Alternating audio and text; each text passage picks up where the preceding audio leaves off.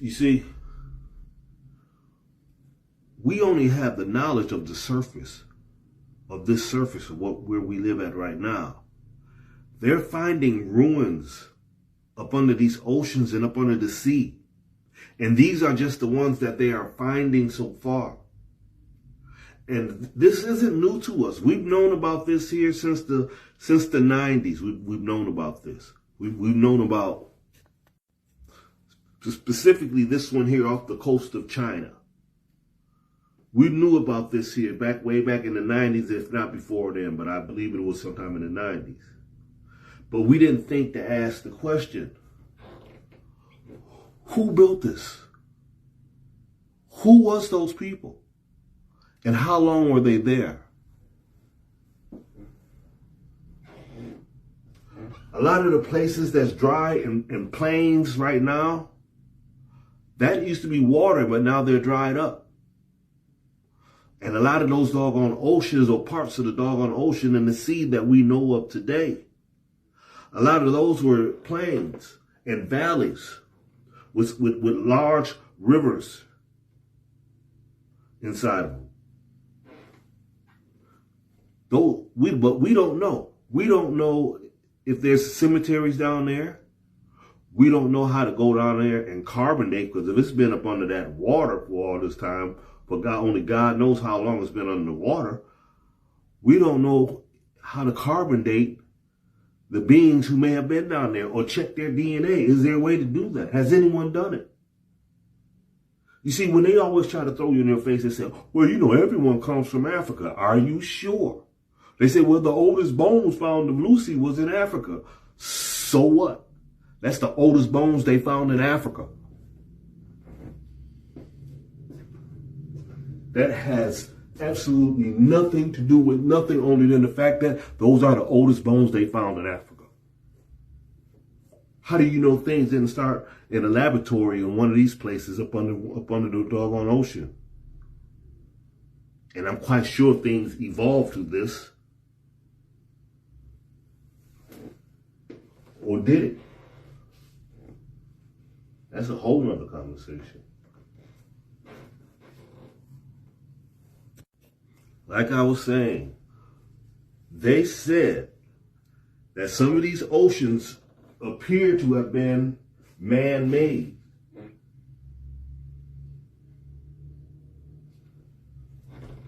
Have we not created lakes? Someone with more technology, who are more advanced than us, or someone who may have been taller and bigger than us, why would they not be able to create oceans? And we already went through the doggone fact that they have rain machines. They have machines like these things here that produce rain. This is why they have this doggone boat looking like Noah's, or the boat of Fishdom, or the boat of Noah, Noah's Ark. Noah knew it was a flood coming. Look, here's an image of a flying device, or unidentified flying object. That's the best way that's how I have to say it, because I don't know if this is a balloon shaped like that, or if this is it's some sort of flying craft. But then it has this steam coming out on the sides. What did farmers do when they were cloud seeding? They were producing rain. But if this thing here, it was making its own clouds. This is why you heard them stories about beings who were looked upon as gods coming out of the sky or riding on the clouds. This is why you had these stories right this here. Jesus the Christ rising up to the cloud, and all these other different stories. Because these beings had crafts that were producing clouds, and they were able to camouflage themselves in the clouds. But if they knew, which I'm quite sure they knew about cloud seeding, but not only would they know about cloud seeding, they would know about having devices that would suck the moisture out of the air at the same time and produce rain. That's what gave you this right here. These doggone cloud bursts. And we've always seen, it always looked like there's some kind of device inside of these doggone things flying and creating this rain. Look at that. Imagine 10, 15, 20, 30, 40, or even 100 of those, pulling moisture out of the air and creating rain. It could wipe out whole cities and whole villages. It could change a valley into a river, a lake, or even in some cases, oceans. Erasing the history of civilizations of people who we would know absolutely nothing about. And in some cases, this right here will cause the ground, it could rain so hard on land that it would cause the ground to mud up so bad till the foundation and structures, the buildings will begin to sink.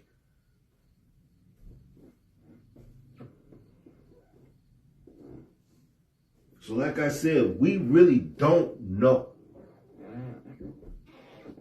We really do not know, because I guarantee you, somebody in your family, they went through this right here.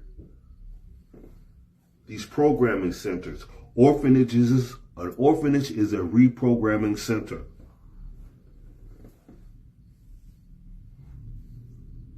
You don't know what kind of story was told to them. And then the people who were the power players and who got their hands on the books and the records and rewrote the records, they were able to rewrite all kinds of stories. You can look up these orphanages and you will find them all over the Americas, even out west in Los Angeles. You will find these so-called black orphanages. Just think, in Los Angeles, do you hear what I'm saying? A lot of the Spanish Americans who were extremely dark, I guarantee you a lot of them were reclassified and called negra. I guarantee that was going on all over the place. And a lot of the doggone Filipinos and the doggone Asiatic people who were brought here from other places when they were still terraforming the planet, they went into these centers just like this here, and they were reprogrammed to tell themselves that they were something else. And then it has a whole lot to do. They had to give you the language of the people, of the area that they were in. And isn't it strange that just about every language that you could just about speak has some kind of Latin in it? So even American. But this isn't really a language, it's a dialect. It consists of many different languages. This is a coded language that we speak. It's quite magical as well. But yeah, getting back to it, like I said, it's not important to really talk about where you think you come from, if you're Native American, because as far as you know, you're Atlantean. As far as you know, you may be of some lineage that we do not have a name for. Some of those people whose civilization is up under those oceans and up under them seas and survived. You wouldn't know, because this was the reclassification and the reprogramming of the people that we call the Americans, the people that we call the Earthlings today. All we know is the history of the surface. At some point, you got to get real with yourself. You come on, put your big shoes on. I'm talking to you too, African. You don't know. You only know the surface. You only know the surface stories. We don't know what's been going on. The Dogons gave us a little bit of the stories of the Nomos and all that. And even when we go back to the story of the Nomos, that let you know that there were still civilizations up under there. We don't know how they existed, because some of those places that they found up under the water, they got doorways that ain't nothing but this big. Like it was a small group of people who lived in them. We've already talked about people coming on the water and migrating and learning how to live and evolve on the land. If not, go back and watch my old videos. I can give you an understanding on how we came out of the water and how we evolved to look like how we look today. But anyway, I'm just throwing my hands up. I don't know.